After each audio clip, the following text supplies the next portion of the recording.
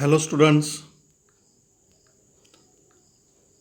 आज आपण रॅलेज क्रायटेरियन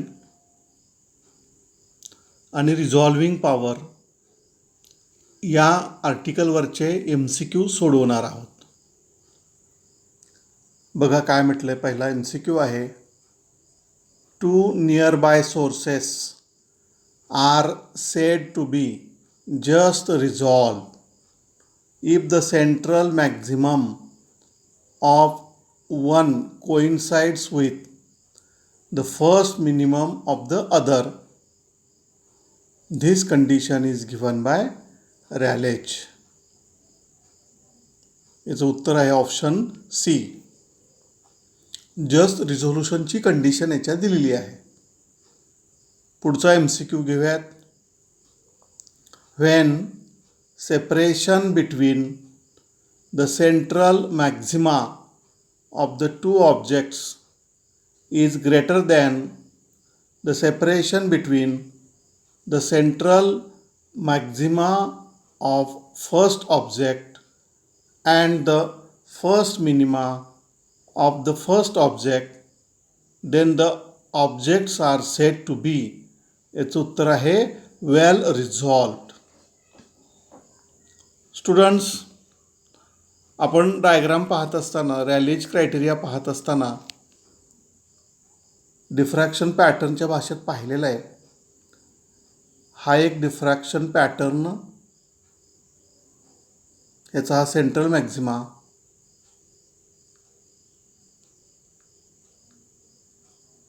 हा दुसरा डिफ्रॅक्शन पॅटर्न, याचा हा सेंट्रल मॅक्झिमा. दोन सेंट्रल मॅक्झिमामधील हे अंतर आणि central maxima and first minima हे अंतर. सेंट्रल मॅक्झिमामधलं अंतर याला आपण अल्फा म्हटलं होतं, याला थीटा म्हटलं होतं. इथं alpha is greater than theta आहे. अशा वेळेस दोन ऑब्जेक्ट्स आपल्याला वेल रिझॉल्व्ड ह्या कंडिशनमध्ये पाहायला येतात आणि म्हणून उत्तर आहे option B. Next, when separation between the central maxima of two objects equal to the separation between central maxima of the first object and the first minimum of the first object, then the objects are said to be.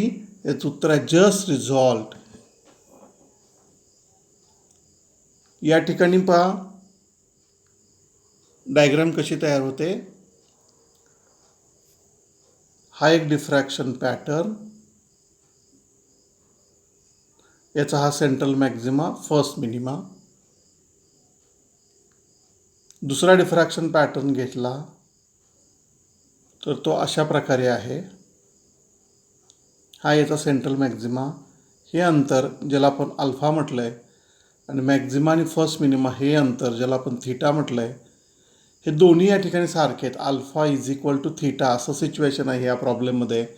त्यालाच आपण काय म्हटलं आहे, just resolved. The two objects are just resolved. पुढं जाऊयात.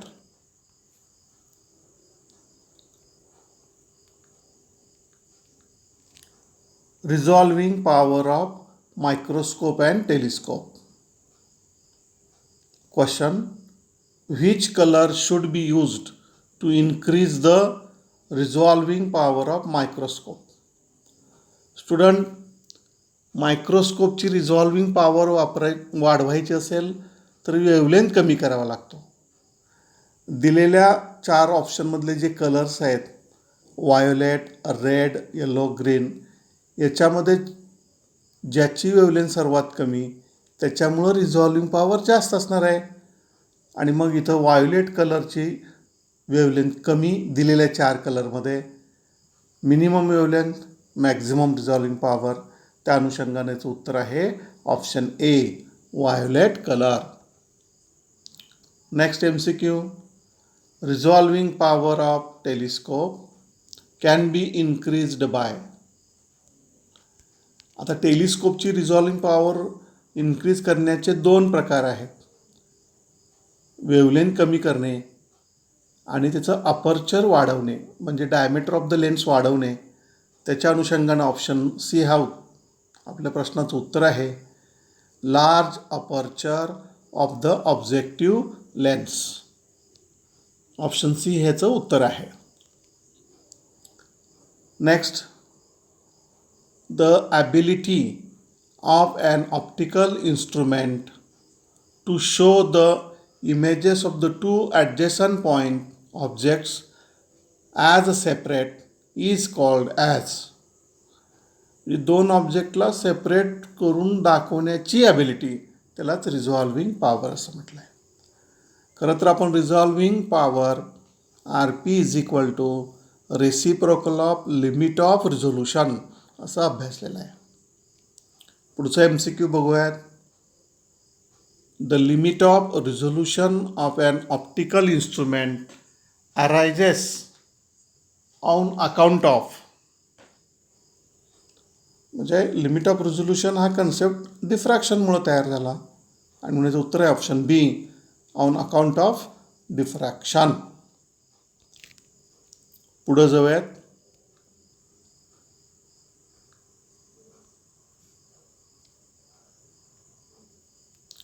Next MCQ. Resolving power of a microscope is increased by. मायक्रोस्कोपची resolving power वाढवायची पहा. ऑप्शन काय आहेत बघूयात. A, increasing refractive index between object and objective. दुसरा ऑप्शन आहे डिक्रीजिंग द वेवलेंथ. तिसरं आहे इन्क्रीजिंग द वेवलेंथ. स्टुडंट, मायक्रोस्कोपचं इथं विचारलेलं आहे. मायक्रोस्कोपसाठी resolving power R is equal to, formula आहे 2μ sine of alpha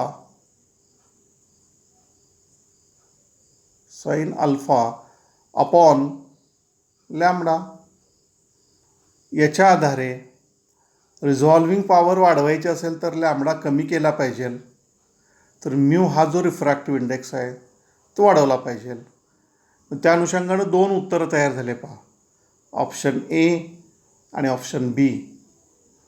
increasing the refractive index between object and objective म्हणजे म्यू. दुसरा डिक्रीजिंग द वेवलेंथ म्हणजे लॅम्बडा.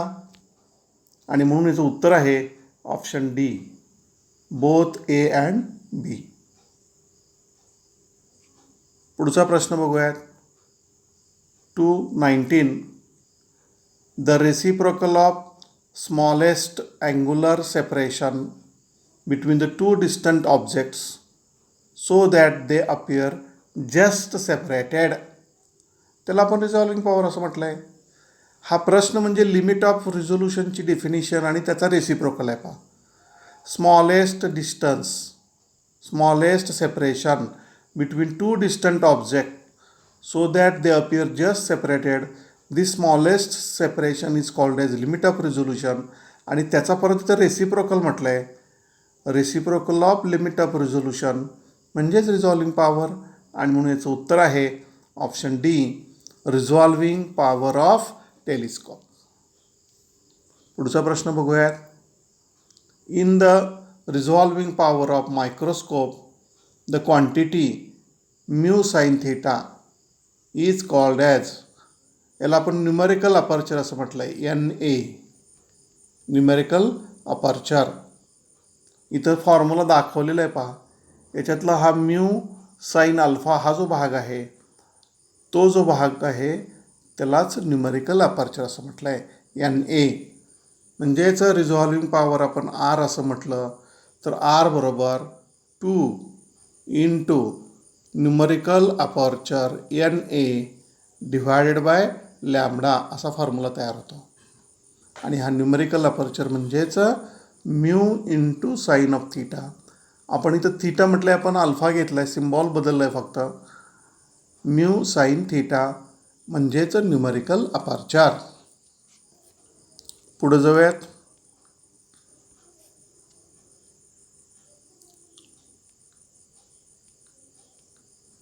पुढचा प्रश्न बघा. 2 stars are situated at a distance of 8 light year from the earth. These are to be just resolved by a telescope of diameter 0.25 meter. If the wavelength of the light used is 5000 angstrom unit, then the distance between the stars must be. आता students, हा problem याची difficulty level थोडी वेगळी आहे. आपण याचे detail मी इथं solution दिले ते डिस्कस करूयात. पहिल्यांदा हे लक्षात घ्या, 2 स्टार्समधलं हे जे अंतर आहे याला आपण डी म्हटलं आहे, तर मी डी अजून केलं आहे.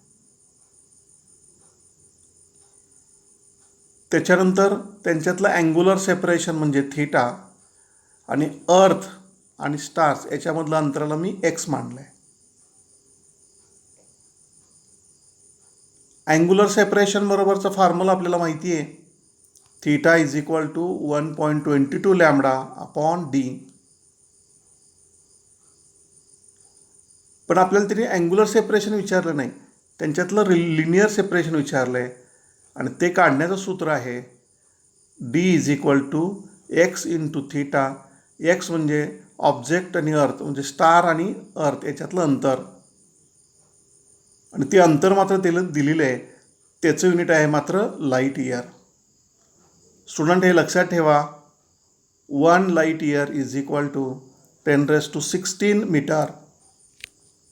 1 light year is equal to 10⁻16 metre.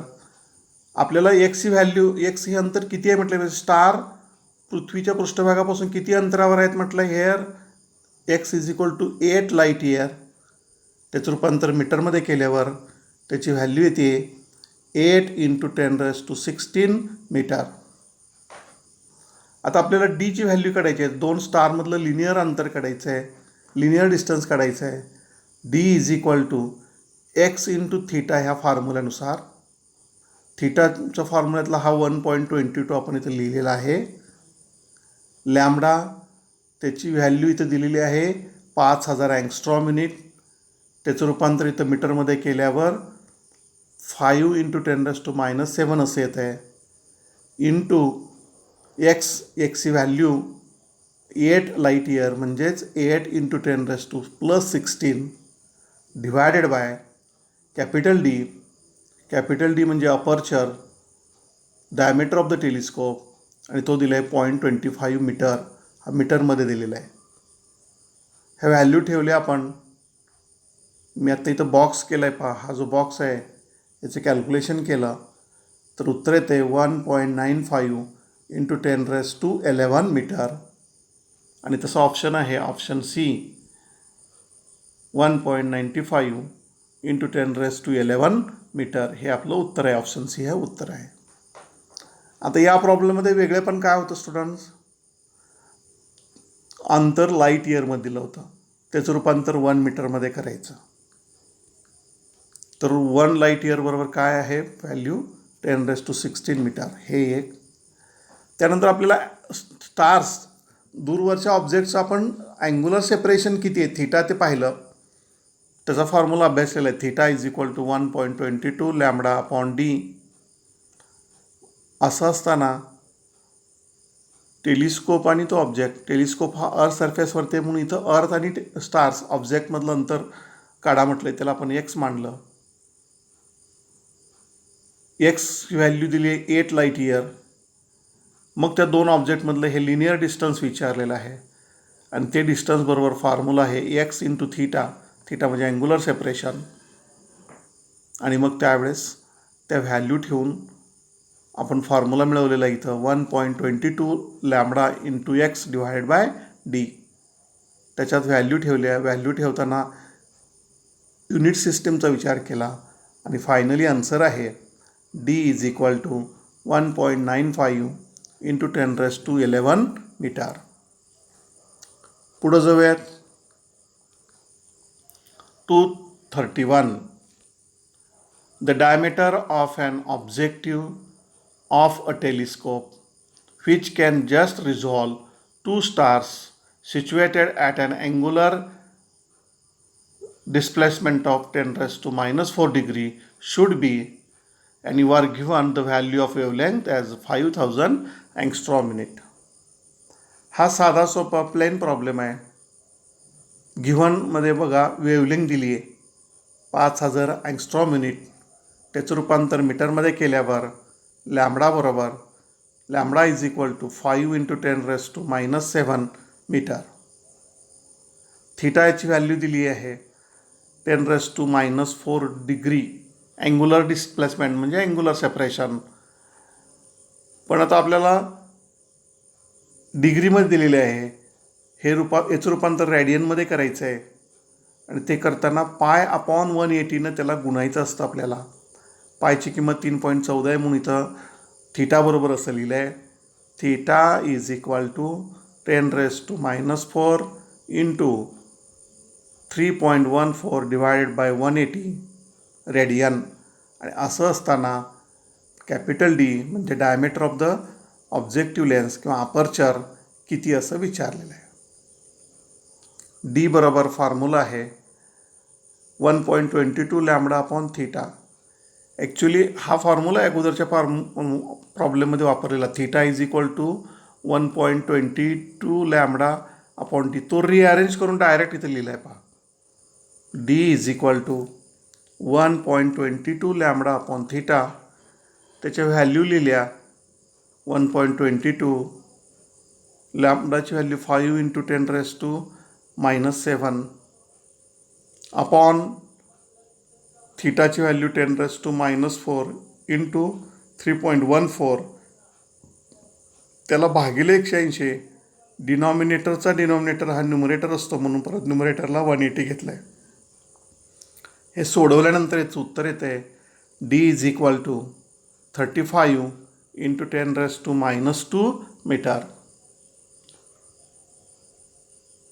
आता इथं जर आपण ऑप्शन्स पाहिले तर 35 ही व्हॅल्यू आहे पण पॉवर नाही आहे. ही पॉवर काढून टाकली तर मीटरचं सेंटीमीटर होईल आणि म्हणून उत्तर आहे ऑप्शन बी 35 सेंटीमीटर. पुढं जाऊयात.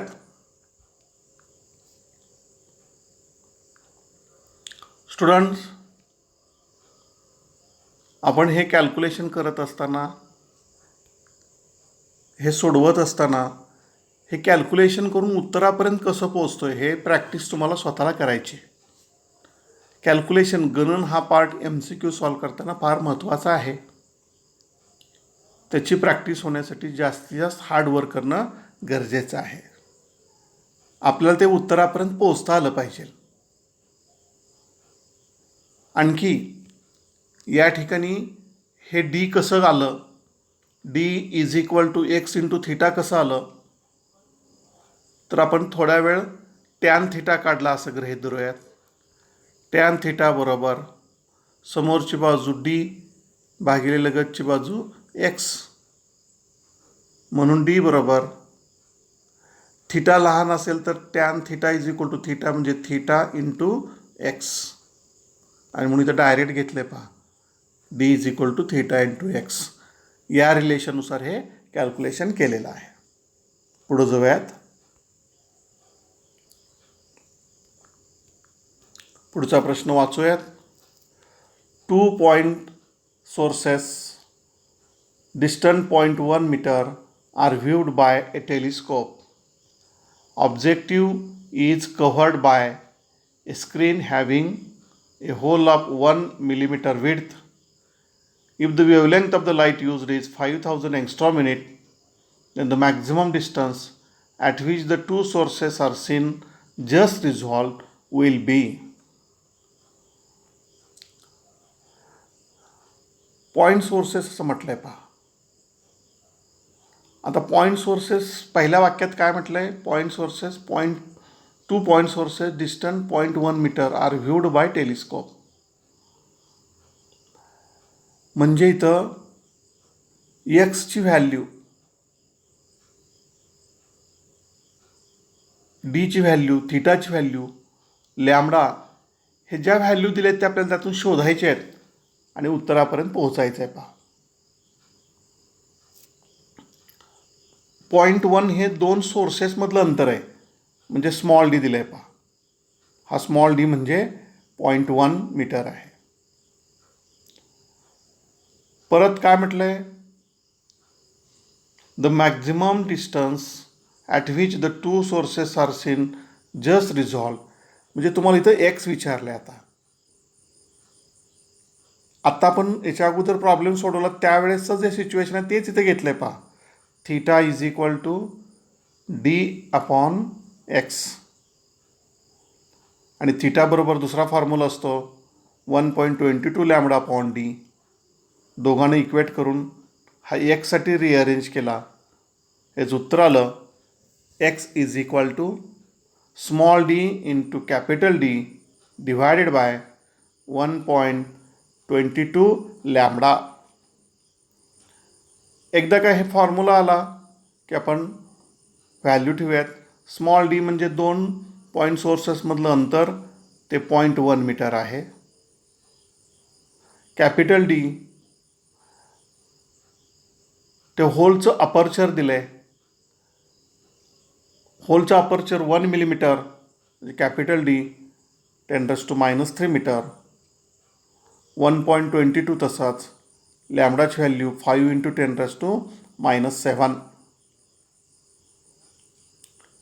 10⁻³ इंटू 0.1 10⁻⁷. हे सिम्प्लिफाय केल्यावर उत्तर येते 10⁻³ कारण -7 वरती गेलं तर प्लस होणार आहेत, अपॉन 1.22 इंटू 5.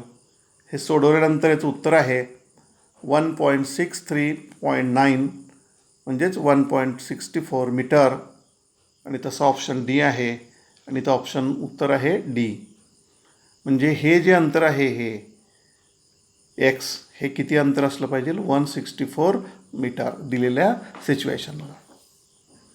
स्टुडंट, इथं थीटासाठी 2 फॉर्म्युले आलेत, हे लक्षात असू द्या.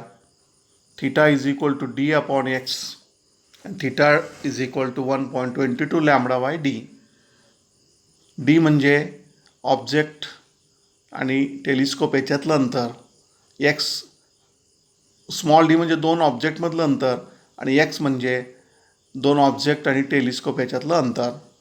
सिम्बॉलिक प्रेझेंटेशन लक्षात घेऊन, सिम्बॉल काय आहेत त्याचा अर्थ काय लक्षात घेऊन फॉर्म्युला लक्षात ठेवा. Theta is equal to small D upon X is equal to 1.22 lambda divided by D.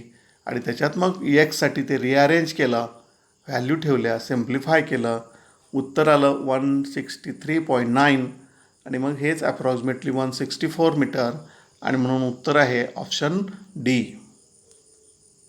पुढचा प्रश्न बघूयात.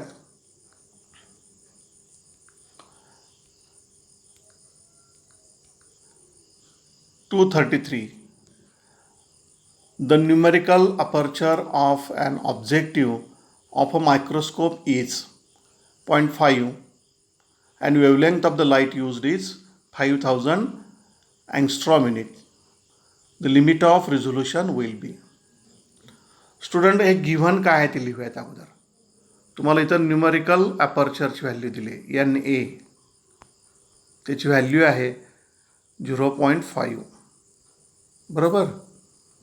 दुसरी व्हॅल्यू दिली आहे ती लॅम्बडाची व्हॅल्यू दिली आहे, lambda is equal to 5000 angstrom unit. असं असताना limit of resolution will be असं म्हटलं आहे. Limit of resolution D is equal to formula आहे lambda upon 2 into numerical aperture, हे आपण अभ्यासलेलं आहे. आणि याचाच व्यस्त घेतला की आपल्याला रिझॉल्विंग पॉवर मिळते, आणि म्हणून D limit of resolution is equal to, value ठेवूयात. लॅम्बडाची व्हॅल्यू आहे 5000 अँगस्ट्रॉम युनिट, त्याचं रूपांतर मीटरमध्ये केल्यावर 5 इंटू 10⁻⁻7 असं कन्व्हर्जन होईल, डिवायडेड बाय 2 इंटू न्यूमेरिकल अपर्चरची व्हॅल्यू आहे 0.5. आले लक्षात. आपल्याला इथं लिमिट ऑफ रिझोल्युशन विचारलं आहे, म्हणजे डी विचारलेलं आहे. डिनॉमिनेटरला 0.5 इंटू 2 म्हणजे ह्याचं उत्तर आलं 1, ज्याची व्हॅल्यू झाली 1 इज इक्वल टू 1, म्हणजे उत्तर आलं D is equal to 5 into 10⁻⁻7. आणि तसं ऑप्शन बी आहे पहा, 5 इंटू 10⁻⁻7 मीटर. मीटर हे युनिट का आलं, तर आपण इथं ठेवलेल्या सर्व व्हॅल्यूज ह्या SI युनिट सिस्टीममध्ये आहेत. स्टुडंट, अशा रीतीने आपण आत्ताच्या तासाला Rayleigh's criterion, resolving power of microscope, resolving power of telescope याच्यावरचे MCQ सॉल्व केलेले आहेत. तुम्ही जेवढे जास्त MCQ सॉल्व कराल, जास्त प्रॅक्टिस कराल, त्याच्याने तुमचं पडदिशी उत्तरापर्यंत पोहोचण्याचा सराव होणार आहे. फिजिक्सच्या बाबतीत मी प्रत्येक पिरियडला शेवटी सांगत आलो आहे, फिजिक्सच्या बाबतीत बहुतेक MCQ हे न्यूमरिकल बेस, एक्झाम्पल बेस असतात, ॲप्लिकेशन ओरिएंटेड असतात, आणि ते सोडवण्यासाठी आपला जास्त सराव होणं गरजेचं आहे.